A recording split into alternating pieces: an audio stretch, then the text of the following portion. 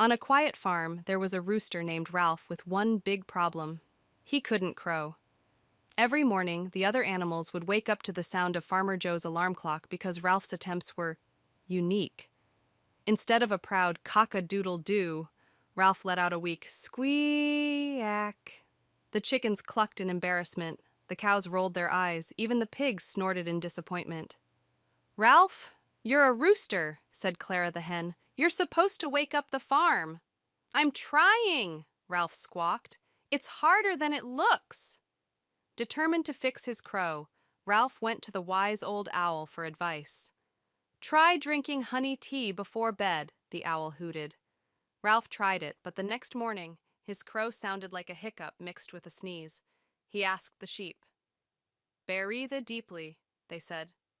Ralph took a deep breath and crowed so loudly he scared himself, but it still didn't sound right. Finally, Ralph decided to watch YouTube tutorials. On Farmer Joe's phone, of course. He practiced for hours, trying different techniques. He even attempted a warm-up routine that involved humming scales. The next morning, Ralph climbed onto the fence post, puffed out his chest, and shouted, "Coo, quack, doodle, boom!"